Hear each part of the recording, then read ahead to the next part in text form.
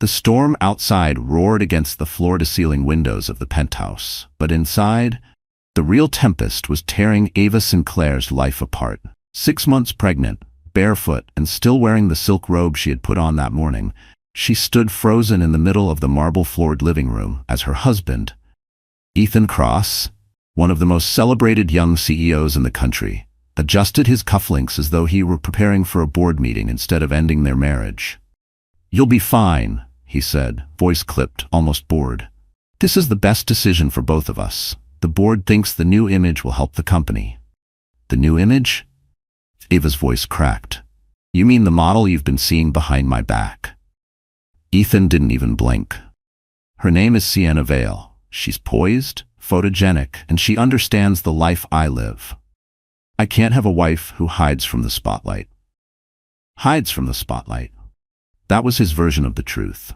In reality, Ava had avoided the paparazzi and the endless social events because she'd chosen to live quietly, away from the cutthroat elite.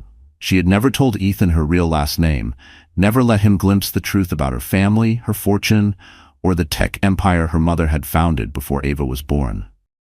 To him, she was just the soft-spoken woman who'd been working at an independent design studio when they met, the woman who fell for his confidence and vision. And now he was throwing her away like yesterday's press release. "I'm pregnant, Ethan." Her hand instinctively cupped her belly. "This is your child."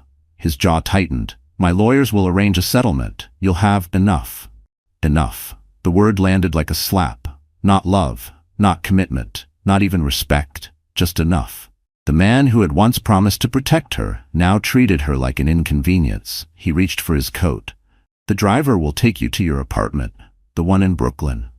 You'll be more comfortable there." "I don't live in Brooklyn," she said, her voice trembling with disbelief. "That's a storage unit you bought to hide me from your friends." He didn't answer. He was already at the door. Introducing the female lead, Ava Sinclair, though Ethan knew her as Ava James, was 29 years old, a talented interior designer with an eye for both elegance and functionality. Or at least, that's the version of her life Ethan had been allowed to see. The real Ava had been born into the Sinclair dynasty, the sole heiress to Sinclair Technologies, a multinational giant that developed AI systems, cybersecurity solutions, and cutting-edge software used by governments and Fortune 500 companies. Her late mother, Elizabeth Sinclair, had been a tech visionary, and her father, Charles, still served as chairman of the board. But after her mother's death, Ava had begged her father for space. The endless networking, the journalists, the deals, it all felt suffocating. She'd moved to the city under an assumed surname, determined to prove she could build a life that had nothing to do with her family name. She never expected that the man she'd fall for would one day humiliate her in the most public way possible. Setting the stage. The Cross penthouse was a sleek testament to Ethan's ambitions. The glass and steel fortress towering above Manhattan, every corner meticulously curated to project wealth and dominance. Tonight, however, the space felt cold, stripped of the illusions Ava had once wrapped herself in.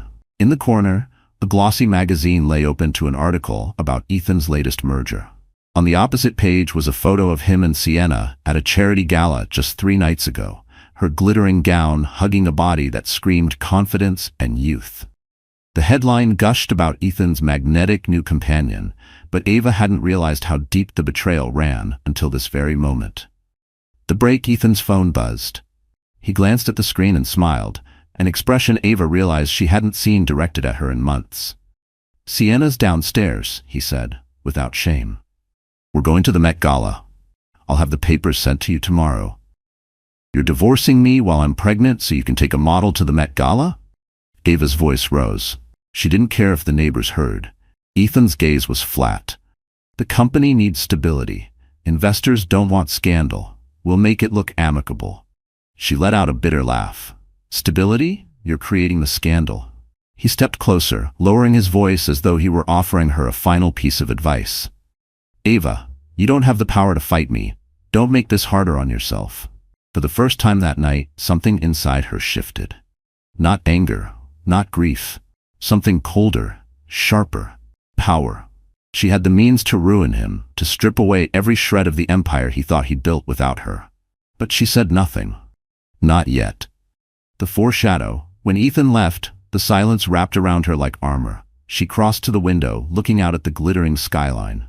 Somewhere out there, behind tinted glass and locked gates, was the Sinclair estate. She hadn't stepped foot in it for nearly 5 years, but she still had the key. She pulled out her phone and scrolled past Ethan's number to the one she had kept hidden even from herself, labeled simply, Uncle R. Her mother's younger brother, Richard Sinclair, was the current CEO of Sinclair Technologies, and a man who never forgot a slight against his family. Her thumb hovered over the call button. The mini cliffhanger. She took a deep breath, pressed dial, and when his familiar voice answered with, "Ava, is everything all right?" she smiled for the first time that night. "Uncle R," she said, her voice steady. "It's time to come home, and it's time Ethan Cross learns who he just divorced." The following morning, the media was already buzzing. Entertainment blogs splashed photos of Ethan Cross and Sienna Vale stepping out of a black town car, cameras flashing as if they were royalty. Headlines screamed, "Tech CEO and supermodel make first public appearance, and Ethan Cross's new power couple era begins." Ava sat at the small breakfast table in her rented loft, untouched coffee cooling in front of her. The city outside hummed with its usual chaos, but in her head, there was only stillness. She had spent the night making lists, revisiting memories she'd buried, and replaying Ethan's words like a broken record. "You don't have the power to fight me." The call to Uncle Richard had been brief. He hadn't asked for details. "I'll send the car," he'd said. "Be ready by noon." Packing the life she chose, her life in the loft was a deliberate choice. Bare brick walls, mismatched furniture she'd found at flea markets, shelves lined with books and design sketches. She had built it herself, piece by piece, to be ordinary, to be free from the expectations that came with the Sinclair name. Now that chapter was closing. She moved slowly, folding clothes into a single leather suitcase. It wasn't about the belongings. Most of these could be replaced in a day. It was about the symbolism. She was leaving behind anonymity and stepping back into a world where every move she made could shift markets. At the dresser, her hand hesitated over a framed photo of her and Ethan from their first year together, smiling on a beach in Santorini, his arms wrapped around her. She dropped it face down and left it there. The ride back to the Empire. When the black Bentley arrived, the driver, an older man with sharp eyes, took her suitcase without a word. "Miss Sinclair," he said, opening the door. It had been years since anyone had addressed her by her true name in public. It felt like a piece of herself sliding back into place. The drive to the Sinclair estate was long enough for the city's steel and glass to fade into sprawling green hills. Memories came in flashes. Her mother in the garden, the echo of her father's laughter in the marble halls, her teenage rebellion against endless charity events and investor dinners. By the time they passed the wrought iron gates engraved with the Sinclair crest, Ava's pulse had shifted from dread to resolve. The meeting with Uncle Richard. The main hall was, as she remembered, polished marble, a sweeping staircase, walls lined with oil portraits of ancestors who looked as if they could step out of the frame and critique your posture. Uncle Richard waited at the base of the stairs, impeccably dressed in a charcoal suit. He studied her for a long moment before pulling her into a surprisingly warm hug. "You've lost weight," he said, frowning. "And you're 6 months?" She nodded, hand resting protectively over her belly. "It's Ethan's." His frown deepened, and his voice took on that clipped tone that had terrified CEOs in boardrooms across 3 continents. "Then tell me everything." They moved to the library, a vast room with floor-to-ceiling bookshelves and a fire crackling in the hearth despite the mild spring day. Ava told him the story from the beginning. How she had met Ethan under her assumed name, how she'd kept her identity secret, and how he'd thrown her aside for Sienna Vale. Richard listened without interrupting, his expression unreadable. When she finished, he leaned back in his chair, steepling his fingers. "He thinks you're powerless," Richard said. "That's good. Let him think that a little longer." A strategic pause. Ava had expected him to suggest immediate retaliation. Press releases, legal action, a very public display of wealth and influence. Instead, Richard poured her a glass of water and handed it to her. "We don't start with revenge. We start with control." "Control of what?" she asked. "Control of the narrative," he replied. Right now, the story is about Ethan and his model. We need to make sure you become the story, on our terms. Ava took a slow sip of water. I don't want sympathy. You won't get sympathy, Richard said. You'll get respect. The first step that afternoon, Ava's old phone was replaced with a new one, loaded with encrypted apps and contacts she hadn't spoken to in years. Board members, legal advisors, PR strategists. Her wardrobe was replaced too. Gone were the casual dresses and worn cardigans, replaced by sleek silhouettes in bold, commanding colors. Ava stood before a full-length mirror in a fitted black dress and pearl earrings, hair swept into a low chignon. She didn't look like the woman Ethan had walked out on. She looked like the daughter of Elizabeth Sinclair. Her uncle's assistant entered with a tablet. The media is still covering Ethan and Sienna, but we can shift it. There's a tech summit in 2 days. If you attend publicly, it will set off questions. Ava smiled faintly. Questions are good. Ethan's side of the story. Across the city, Ethan was basking in the attention.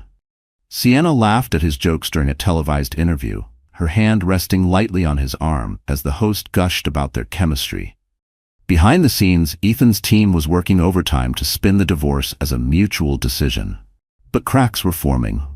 Investors had begun whispering about his judgment, concerned that personal drama could affect the company's image.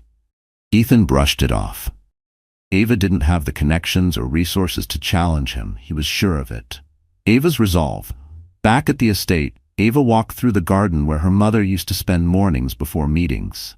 She felt the baby move, a small, insistent reminder of why she couldn't afford to falter. This wasn't just about her pride or revenge.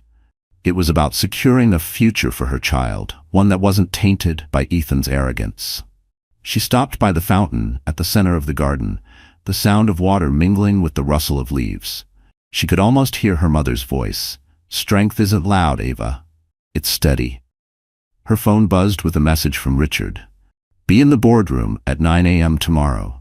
You're going to like this. The mini cliffhanger.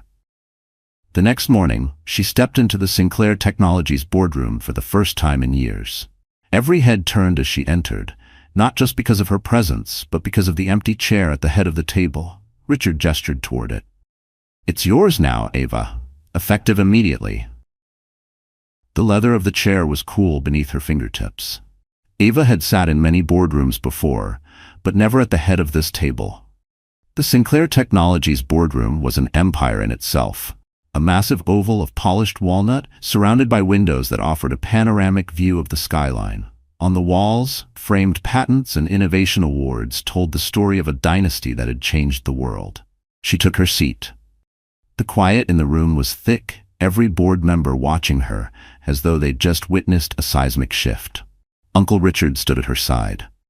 Ladies and gentlemen, he began, his voice a perfect blend of authority and pride, allow me to reintroduce Ava Sinclair, not as my niece, but as your new chairwoman. A ripple of murmurs passed around the table. Some faces lit with recognition, others, particularly those who had joined the board during Ava's self-imposed absence, looked puzzled. She's back to stay, Richard continued, and she has full voting power, effective immediately. A legacy in her hands, Ava folded her hands on the table. Thank you, Uncle Richard, and thank you to the board for trusting me with what my mother built. Her voice was steady, though her heart was pounding. I left because I needed to understand who I was without this name. Now I know, and I'm here because there's work to be done. The first agenda item wasn't about Ethan, but he was already woven into her thoughts. Sinclair Technologies had the resources to move markets, and in the right hands, it could also shift the balance of power in an industry Ethan depended on. Before we move on, Ava said, scanning the room, I want a full report on all current partnerships, especially those involving cross-dynamics. That got their attention. Several board members exchanged wary glances. The first play by lunch, Ava had learned the basics. Cross-Dynamics had just secured a joint development agreement with a smaller AI firm, one Sinclair Technologies had quietly invested in 5 years ago. Ethan thought he was expanding into predictive analytics. He had no idea that Sinclair held majority control over the patents involved. Richard smirked when she pointed it out. So what do you want to do? Nothing, Ava said, leaning back in her chair. Not yet. We let him build, let him spend millions marketing the product, then we call in our rights. Richard laughed softly. Cold. I like it. Meanwhile, in Ethan's world, Ethan was riding high on his latest press feature. Tech's new power couple, Ethan Kross and Sienna Vale.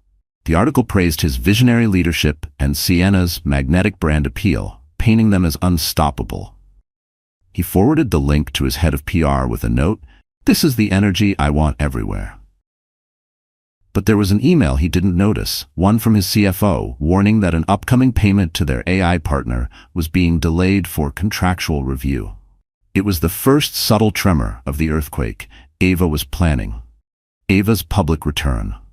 2 days later, Ava made her first public appearance in over a year at the annual International Tech Summit. Cameras flashed as she stepped out of the black Bentley, the simple elegance of her navy-sheathed dress making as much of a statement as the discreet diamond earrings she wore. Journalists swarmed. "Miss Sinclair, are you here to announce a new partnership? Why now, after so much time away from the public eye? Is it true you're pregnant?" Ava smiled, offering no comment beyond, "I'm here for the future." Inside, she worked the room with calculated precision. Every handshake was photographed, every conversation noted. By the time she reached the Sinclair Technologies booth, social media was already ablaze with photos and headlines. Ava Sinclair, Heiress returns to the game. Ethan reacts. That night, Ethan sat in his penthouse scrolling through news feeds. Sienna was on the couch beside him, sipping champagne. "Who's Ava Sinclair?" she asked casually. Ethan froze. "No one you need to worry about." But his stomach tightened. He knew the name. He'd heard it in passing at conferences, always with a certain reverence. He'd never connected it to the quiet, self-contained woman he'd married. "She looks like she means business," Sienna said, tapping the screen. "And isn't that your AI partner she's talking to in this photo?" Ethan's jaw clenched. Coincidence. But it didn't feel like one. The quiet storm. Back at the Sinclair estate, Ava sat in her study, reviewing documents that outlined every weak point in Ethan's business. Her legal team was already drafting contingency plans for seizing patent rights if necessary. It wasn't just about hitting him financially, it was about dismantling the myth he'd built around himself.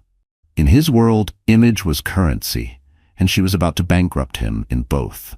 Richard entered with 2 glasses of sparkling water. "You've caused a stir," he said, handing her one. "Half the industry is wondering why you're back, the other half is guessing what you'll do next." Ava took a sip. "Good. I want him to feel the walls closing in before they actually do." Ethan's first setback. A week later, Ethan's CFO walked into his office looking grim. "We've got a problem. The AI partner you signed with, their controlling shareholder has called for a renegotiation, and that shareholder is Sinclair Technologies." Ethan's blood ran cold. "Sinclair?" "Yes, sir, and from what I hear, Ava Sinclair is calling the shots now." It hit him like a punch. The pieces clicked into place. The last name, her sudden public reappearance, the calculated calm she'd shown when he'd left her. "She played me," he muttered, more to himself than to the CFO. The turning point. That night, Ethan called Ava. She didn't answer. He tried again. Voicemail. He sent a short text. "We need to talk." No reply. In the quiet of her study, Ava read the message and set her phone aside. Let him sweat. She wasn't ready to speak to him until the boardroom, and the cameras were watching. The mini cliffhanger. 3 days later, an invitation arrived at Ethan's office. Gold embossed, bearing the Sinclair Technologies seal. It was for a special joint industry announcement to be held at the Grand Manhattan Hotel. At the bottom, in elegant script, was a single line, hosted by Ava Sinclair, chairwoman. The Grand Manhattan Hotel had hosted presidents, royal weddings, and billion-dollar merger signings, but that morning, it belonged to Ava Sinclair. The marble lobby gleamed under crystal chandeliers, and a red-carpeted staircase led to the ballroom where the press conference would take place. Rows of velvet chairs faced a long stage draped in Sinclair Technologies' navy and silver banners. Camera crews were already setting up when Ava arrived, escorted by Richard and 2 of the company's senior executives. Her presence was electric. Journalists craned their necks, flashes popped, and the low hum of speculation filled the air. Ethan Kross was nowhere to be seen yet. The calm before the strike backstage. Ava reviewed her notes, though she knew the speech by heart. This wasn't just an industry announcement. This was the first public move in her calculated dismantling of Ethan's empire. The timing, the optics, the stakes, everything had been engineered to ensure maximum impact. Richard leaned in. Remember, we're not here to humiliate him. We're here to shift the market's confidence. Ava gave him a look that was both amused and icy. The market will get the message, and so will he.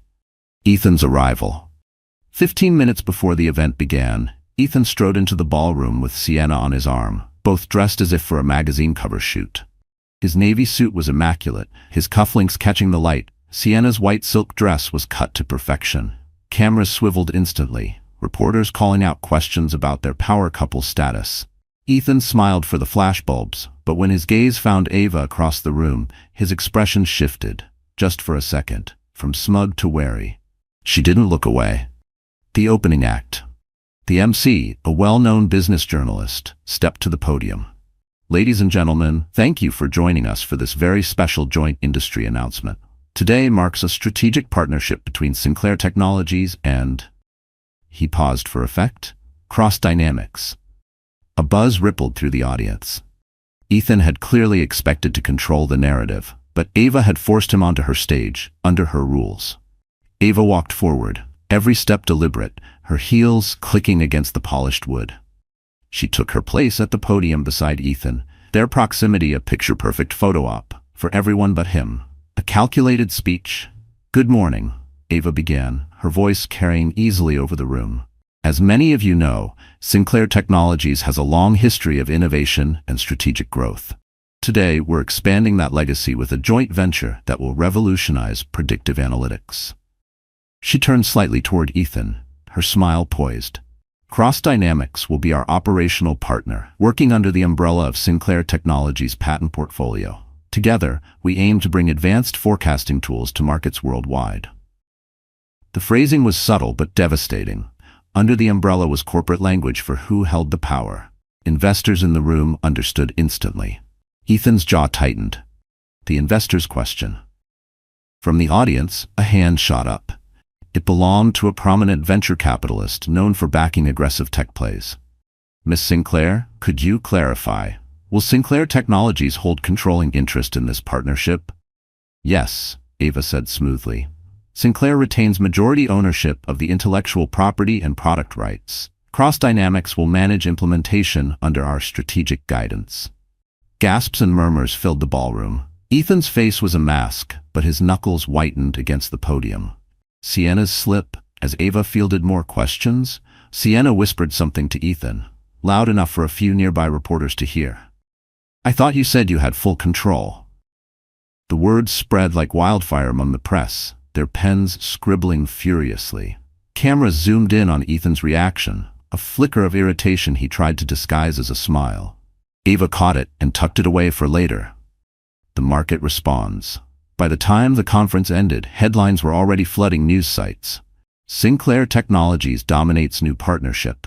Cross Dynamics ceded control in predictive analytics deal. Stock tickers reflected the shift. Sinclair shares climbed 4% before noon. Cross Dynamics dipped by nearly 3%. It wasn't catastrophic, but it was a public crack in Ethan's armor, a private exchange. As guests began to disperse, Ethan caught up to Ava near the side exit. "What the hell are you doing?" he hissed under his breath. "Business," she said lightly, stepping past him. "You blindsided me," he pressed. "You could have negotiated." "I did," she cut in, turning to face him. "You just weren't invited to the table." His eyes narrowed. "This isn't over," she smiled faintly. "No, Ethan, it's just beginning." Back at the estate Muthran. That evening, Ava sat in her study watching the replay of the conference on a muted screen. She studied Ethan's face frame by frame, the small giveaways in his posture, the moments where the mask slipped. She wanted him on edge, second-guessing every move. Richard entered with a folder. "We've got more leverage. Cross Dynamics has 2 major supply contracts expiring next quarter. Guess who owns the suppliers?" Ava didn't need to guess. "Perfect. We'll renegotiate terms in our favor." Ethan's growing desperation. At his penthouse, Ethan was on the phone with his legal team. "Find me a way to challenge their majority control. Anything." "Legally, they're airtight," his lawyer replied. "They've had these patents for years. You walked straight into this one." Ethan ended the call and poured himself a drink. He had underestimated her. Badly. And now she was using the one arena he couldn't dominate with charm or press photos. The boardroom. The mini cliffhanger. 3 days later, Ethan received a summons, not to court, but to a shareholder emergency meeting at Cross Dynamics. The attached agenda had just 3 words: vote of confidence. The Cross Dynamics boardroom was usually a place where Ethan commanded the floor. Today, it felt like enemy territory. The air was tight with tension, the polished oak tables surrounded by shareholders whose expressions ranged from politely curious to openly hostile. The vote of confidence agenda item loomed on the printed packets in front of every seat. Ethan adjusted his tie and forced a confident smile. "Good morning. I know there's been chatter after the Sinclair announcement, but let me assure you, our partnership is strong and our leadership is focused on growth." A few polite nods. No applause. The first blow. The first question came from Harold Drake, a longtime investor with a reputation for being blunt. "Ethan, why were shareholders not informed that Sinclair Technologies held majority control over the predictive analytics project before the deal was signed?" Ethan's jaw tightened. "Because that detail doesn't affect our ability to execute." "It affects our leverage," Harold cut in. "It affects our valuation. It affects everything." The murmurs around the table grew louder. Ethan felt the shift. He wasn't controlling the narrative here. Ava's ghost in the room. As the questions piled on, Ethan realized the unspoken truth. Ava wasn't in the room physically, but her presence was everywhere. Her name came up 3 times in the first 20 minutes, always with respect, always with the implication that she'd outmaneuvered him. "Mr. Cross?" another shareholder asked. "Has Miss Sinclair expressed any intent to acquire a larger stake in Cross Dynamics?" Ethan kept his tone even. "Not to me," which was true. But the truth didn't matter when the market believed otherwise. The surprise appearance. Halfway through the meeting, the double doors at the back of the room opened. A woman in a tailored charcoal suit stepped inside, her heels silent against the carpet. Every head turned. It was Ava. She didn't speak at first, just handed a sealed envelope to the board secretary. "These are documents for your immediate review," she said, her voice carrying easily in the stunned silence. Ethan's pulse spiked. "What is this?" "A courtesy," Ava replied smoothly, "so no one can say they weren't informed." The documents inside the envelope was a formal notice. Sinclair Technologies had acquired a 12% stake in Cross Dynamics over the past quarter through a series of shell companies. Combined with friendly shareholders already aligned with Sinclair, Ava effectively controlled nearly 1/3 of the voting power in the room. The impact was immediate. Chairs shifted. Side conversations erupted. Ethan's CFO looked like he'd swallowed a lemon. "This isn't a takeover," Ava said, her tone almost gentle. "It's a partnership. But I believe partnerships work best when there's transparency and capable leadership." The implication landed like a sledgehammer. The vote of confidence was called sooner than expected. Ethan made his case in a tight, clipped speech, but the momentum was gone. The numbers were close, but he survived, barely. Enough shareholders still believed replacing him now would cause more instability than keeping him in place. When the meeting adjourned, Ethan stalked toward Ava in the hallway. "You came here to humiliate me." "No," she said. "I came here to warn them." "Warn them about what?" he demanded. She smiled faintly. "About storms they don't see coming."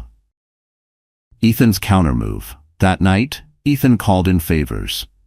If Ava thought she could box him in with quiet maneuvers, he dragged the battle into the public arena. He arranged an exclusive interview with a major business network, framing the Sinclair stake as friendly collaboration and downplaying rumors of conflict.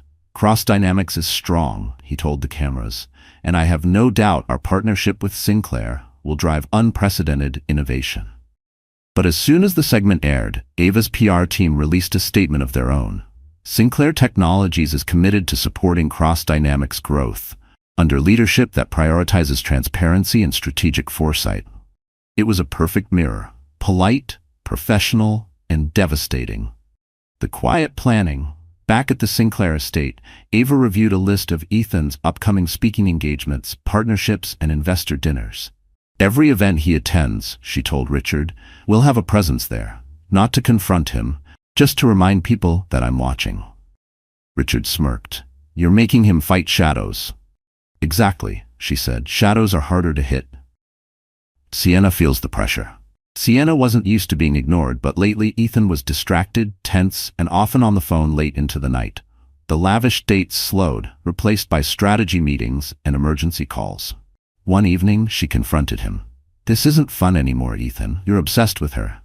I'm not obsessed, he snapped. I'm managing the situation. Sienna folded her arms. Managing or losing? Ava's next move. A week later, invitations went out for the Sinclair Foundation's annual charity gala, a black tie event that doubled as a showcase for the family's influence. Ava had skipped it for years. This time, her name was on the top of the host list. The guest list read like a who's who of the business and political elite. Ethan and Sienna were both invited, though Ava doubted they'd dare decline. Richard caught her eye as they reviewed the seating chart. You're setting a stage. Ava's smile was slow and deliberate. I'm building a theater. The mini cliffhanger. On the night of the gala, the red carpet was a blaze of flashbulbs. Ava stepped out of the Bentley in a sweeping black gown, diamonds catching the light like shards of ice. Cameras roared her name, and at the far end of the carpet she saw Ethan and Sienna arrive, right as the press shouted, "Ava! Over here!" with them for a photo. The Sinclair Foundation's annual charity gala was the crown jewel of the city's social calendar, a glittering evening where billionaires, politicians, and celebrities mingled under the pretense of philanthropy. Tonight, however, it was more than a fundraiser. It was Ava Sinclair's battlefield. The ballroom of the Grand Meridian Hotel shimmered under chandeliers the size of small cars. Crystal flutes of champagne sparkled on silver trays, and the air was thick with the scent of orchids flown in from Singapore. A 40-foot digital display cycled through images of Sinclair-funded projects, schools, hospitals, tech incubators. But no one was looking at the screen. All eyes were on Ava.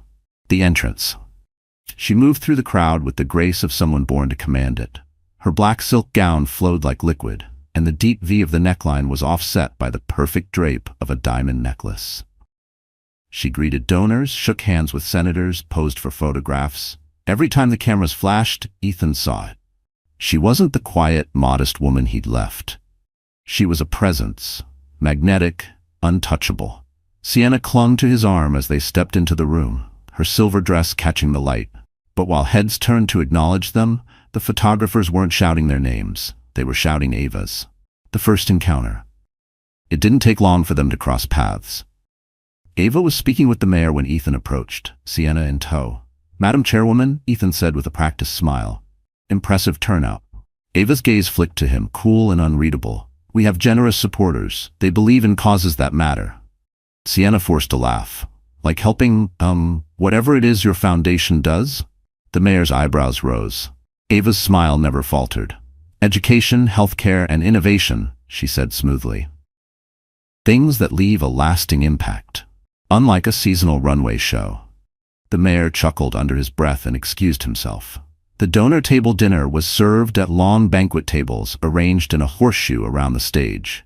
Ava had placed Ethan and Sienna at a prime table near the front, but directly across from her. It was deliberate. Every time he looked up, she was there, poised and engaged with the city's most influential people. Midway through the meal, the MC announced a special guest speaker, Ava Sinclair herself. Ethan stiffened. He hadn't been warned about this. A speech with layers. Ava stepped to the podium, her voice carrying easily through the hall. She spoke about the foundation's projects. The lives changed.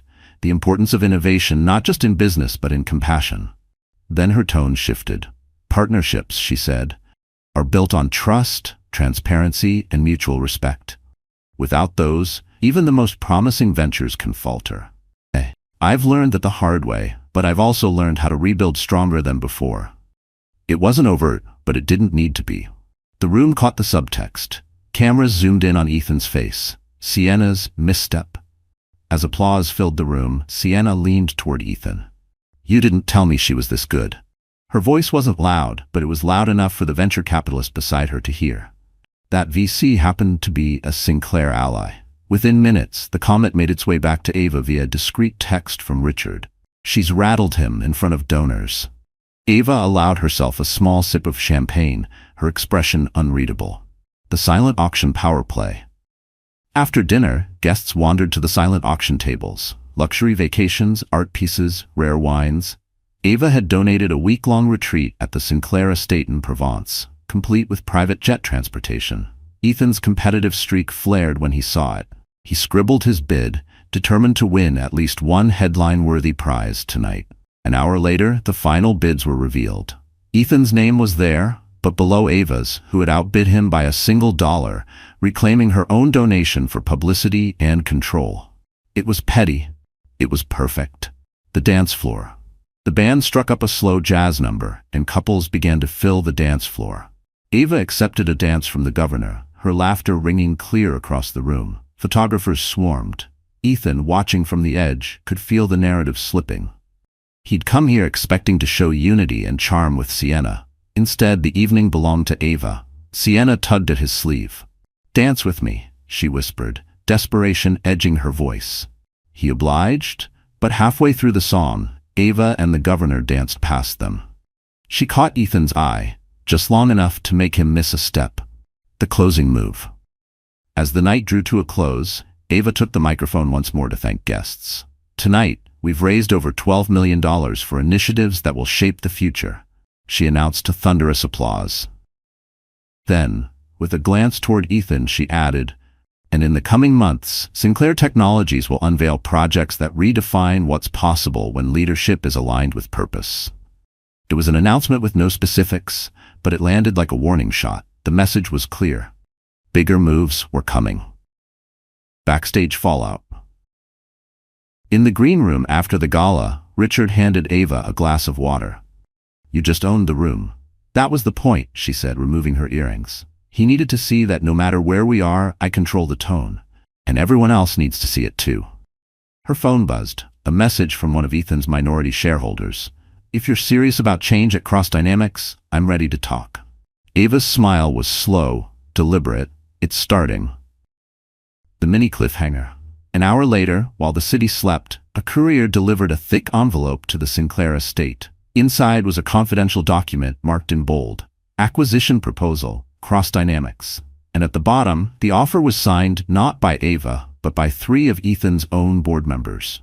The envelope sat on Ava's desk like a loaded weapon. 3 Cross Dynamics board members, men who had once stood firmly in Ethan's corner, were now offering her a path to controlling his company outright. Richard read the proposal twice, then looked up at her. "They're serious. They've had enough of him." Ava traced a finger along the embossed Sinclair letterhead she'd been using for recent communications. "If they're coming to me, it means he's losing more than just market confidence. He's losing his own people." Behind enemy lines, across the city, Ethan was in damage control mode. His days were a blur of investor calls, emergency strategy meetings, and frantic texts to board members. Each conversation felt like it ended with the same polite but distant promise. "We'll see how the next quarter goes." Sienna noticed the shift. Their dinners had turned into silent meals. The lavish trips he'd once promised were postponed. Her patience was wearing thin. One evening, she confronted him. "Ethan, you're losing this." He didn't look up from his laptop. "I'm managing it." "Managing what?" she pressed. "Ava's everywhere, on the news, at events, in your contracts. She's making you look like a fool." Ethan's jaw tightened. "Then it's time we change the game." Ava's strategy session. At the Sinclair estate, Ava gathered her inner circle. Richard, her PR head, her chief legal counsel, and a representative from their mergers and acquisitions team. The acquisition proposal was projected onto the wall.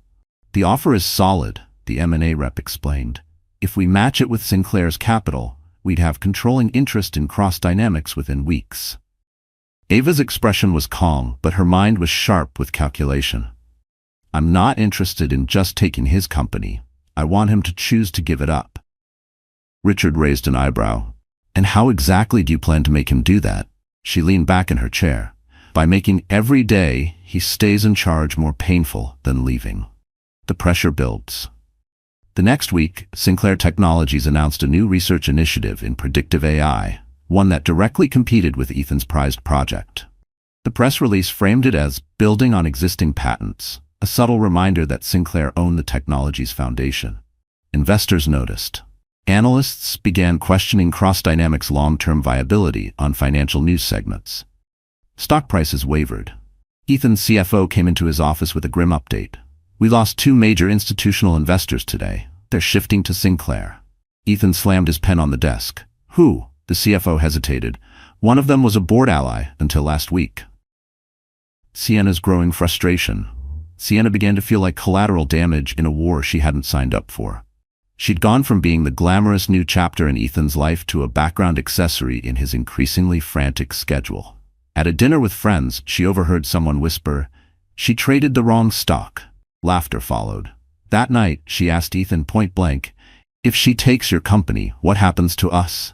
He stared at her for a moment before answering, "She won't take it." But his voice lacked conviction. An unlikely call. Late one evening, Ava's phone buzzed with an unknown number. She answered, and to her surprise, it was Sienna. "I'm not calling to be your friend," Sienna said without preamble. "But I think you should know, Ethan's planning something. He's meeting with a private equity group next week. He's going to try to raise capital to block you." Ava kept her voice neutral. "And why are you telling me this?" "Because if he loses, I don't want to be standing next to him when it happens," Sienna replied. "And because you're going to win anyway." The countermove. The next day, Ava's legal counsel secured meetings with 2 of the largest private equity firms in the country, both with histories of working with Sinclair Technologies. By the end of the week, those firms had publicly declared the support for Sinclair's vision for industry innovation, effectively cutting off Ethan's lifeline before he could grab it. Richard grinned as the news broke.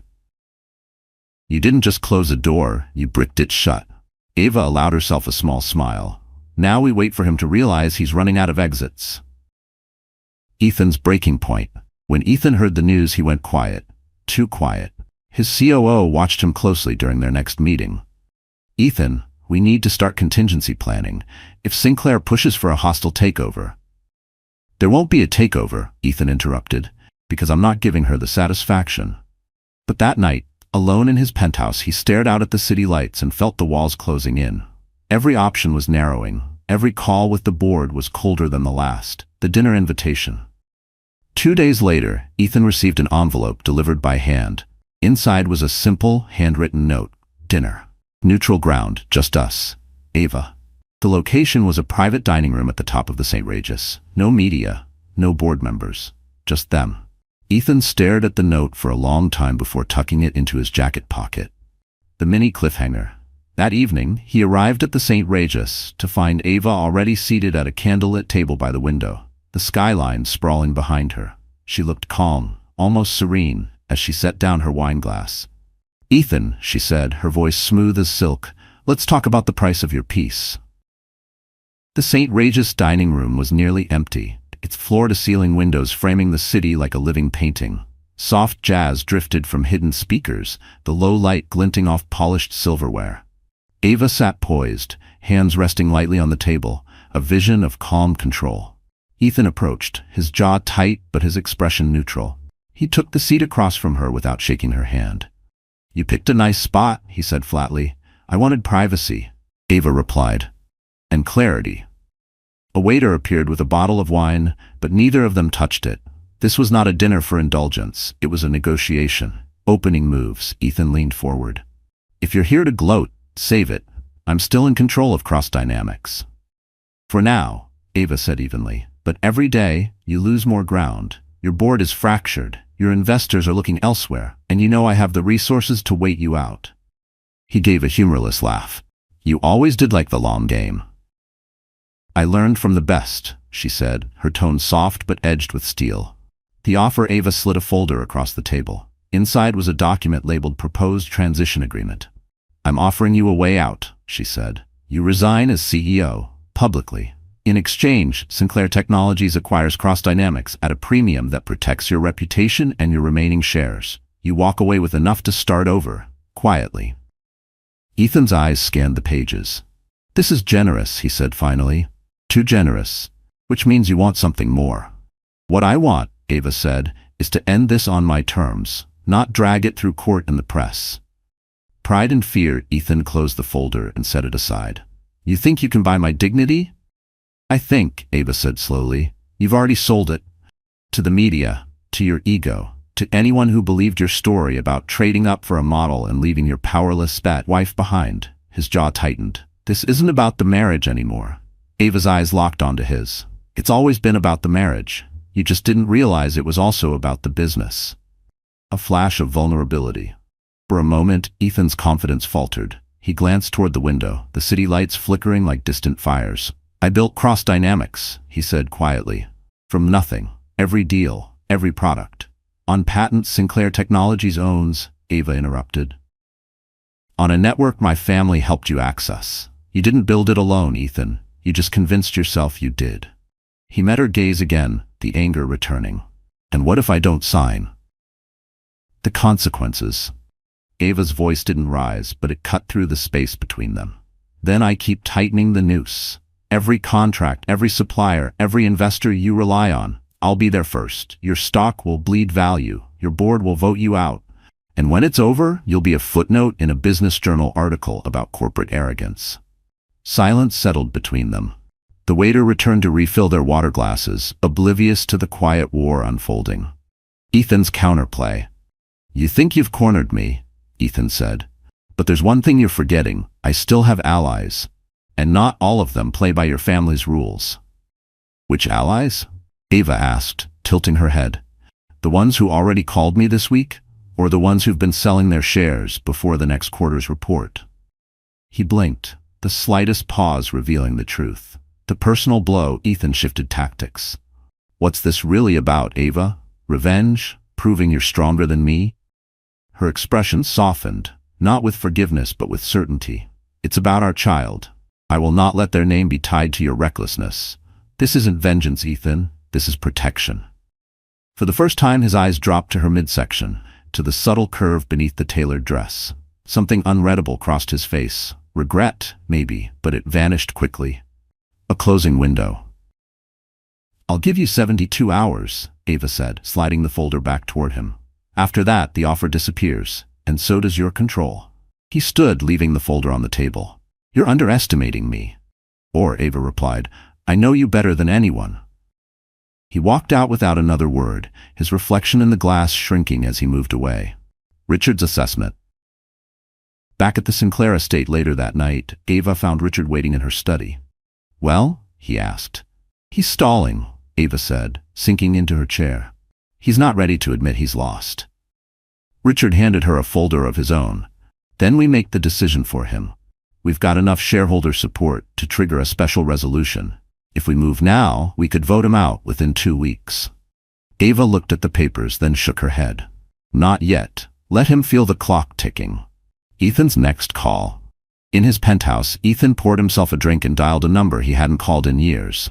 It's Ethan, he said when the line picked up. I need a favor. Something off the books. The voice on the other end chuckled. Sounds like trouble?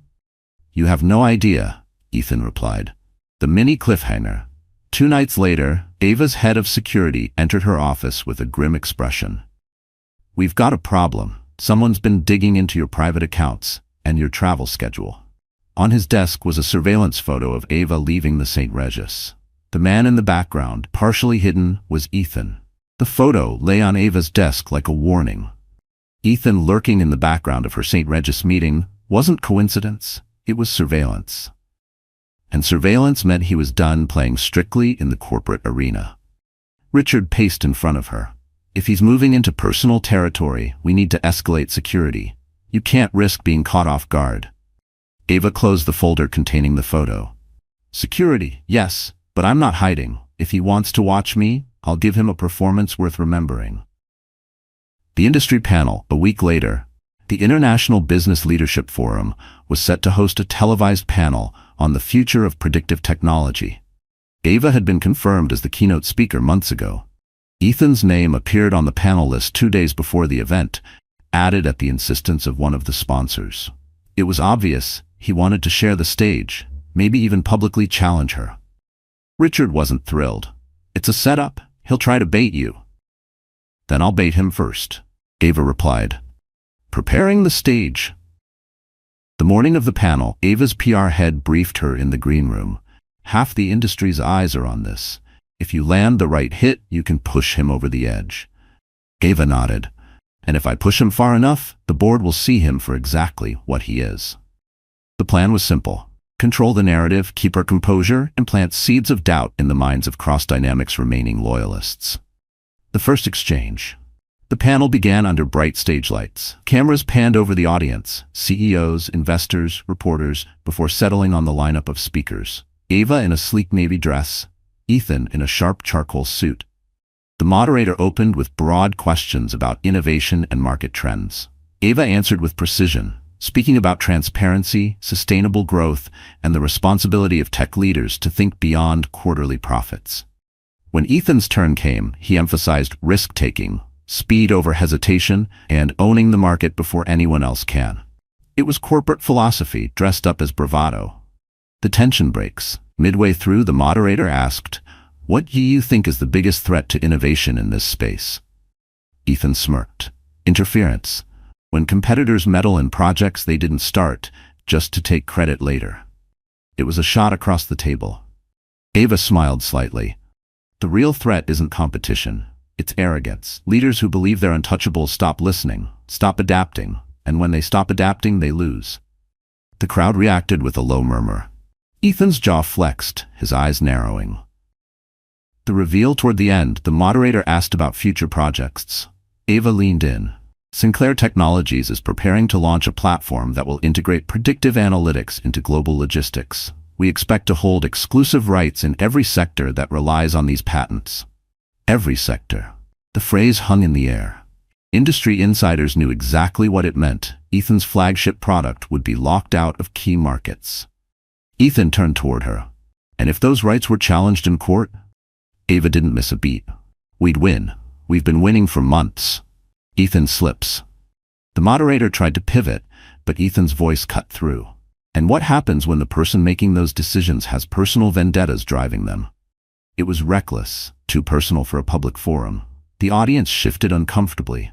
Cameras zoomed in on Ava, waiting for her reaction. She met his gaze, calm and unflinching. Personal history doesn't change facts.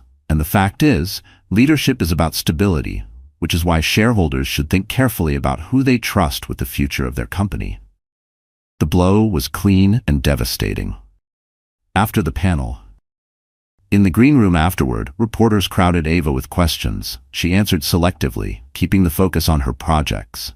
Ethan was across the room, speaking in hushed tones to his COO. His face was tight, controlled, but his hands gave him away, flexing and clenching like he was barely containing himself.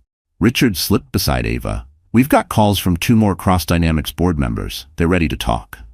"Good," Ava said. "Set the meetings." Ethan's fracture. That night, Ethan confronted his COO. "You told me this panel was my chance to show strength. Instead, she made me look like I was unraveling." His COO didn't deny it. "Because you are. You're fighting on her terms, and the board's starting to ask if you can handle the pressure." Ethan grabbed his coat. "Then I'll show them pressure."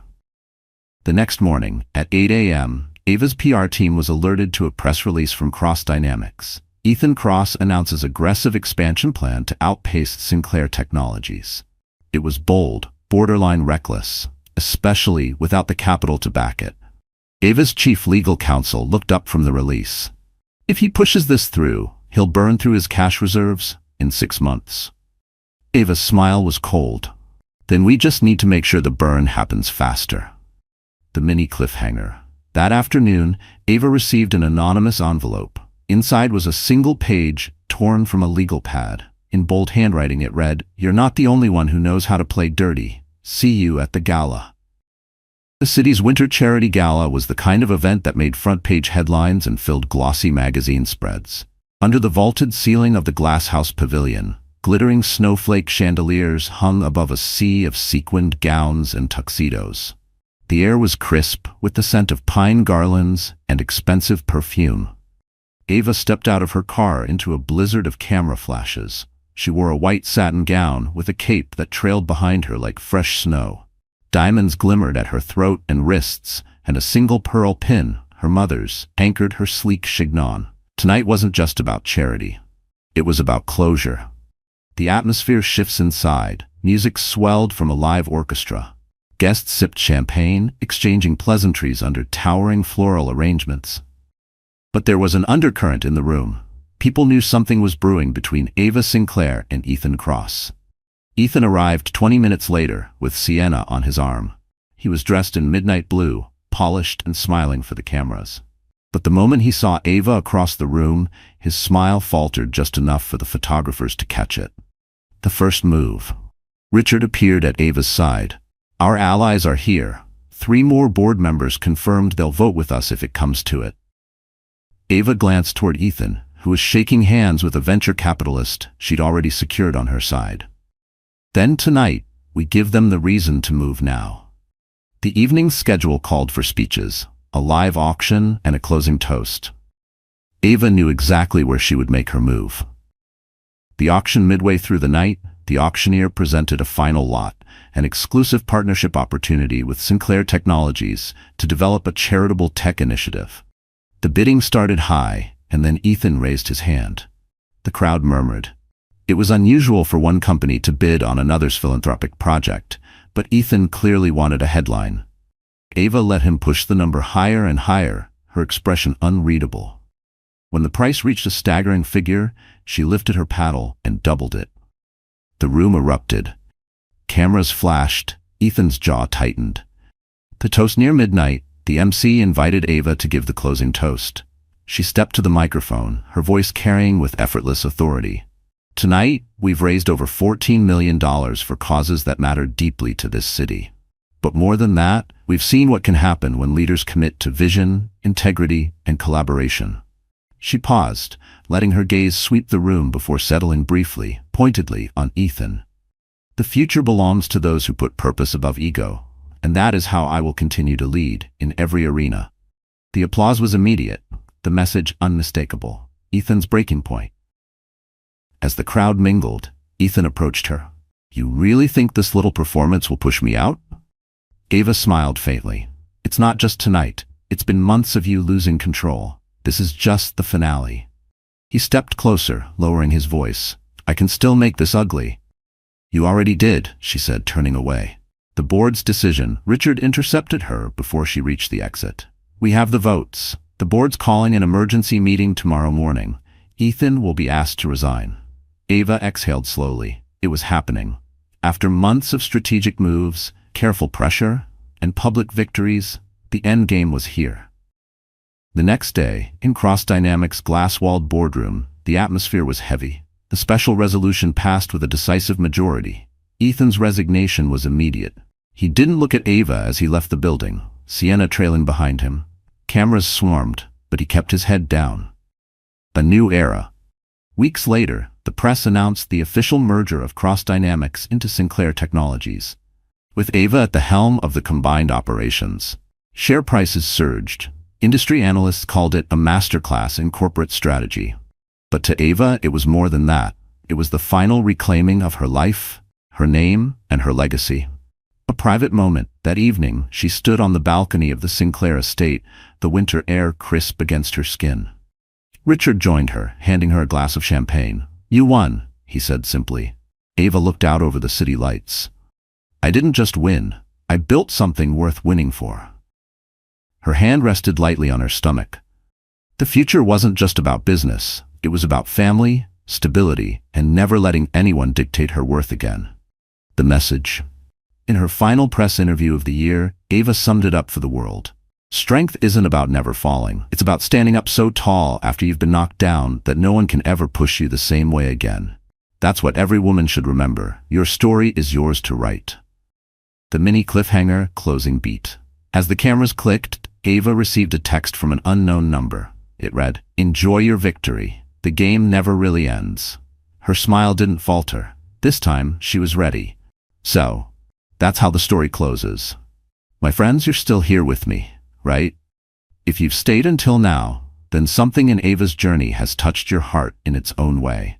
Maybe it's the fire of justice, maybe it's the quiet strength she carried, or maybe it's the reminder that no one gets to write your ending but you. You see, life isn't about avoiding storms, it's about learning to stand tall in the middle of them. Marcus Aurelius, one of the great Stoic philosophers, once said, "You have power over your mind, not outside events. Realize this, and you will find strength. Ava's story shows exactly that. She couldn't control Ethan's betrayal, the rumors, or the corporate games, but she could control her choices, her dignity, her comeback. And she chose not just to survive, but to rise higher than before. Sometimes people will try to define you by your weakest moment. They'll make you believe that your worth depends on their approval. But here's the truth. You are the author of your story. As Epictetus said, it's not what happens to you, but how you react to it that matters. Ava reacted not with bitterness, but with strategy, courage, and purpose. And maybe you're facing your own Ethan right now. A person, a challenge, a season of loss. Remember, you are not powerless. The pain you feel today can be the fuel for the life you build tomorrow. You can step forward, reclaim your name, and write an ending that makes you proud. If this story stirred something in you, if it reminded you that strength can be quiet, graceful, and unstoppable, then I invite you to keep walking this path with us. Hit that like button, share this video with someone who needs a reminder of their own power, and subscribe so you never miss the next journey we take together. Because, my friends, the world will keep throwing storms at us, but together, we'll keep learning how to dance in the rain.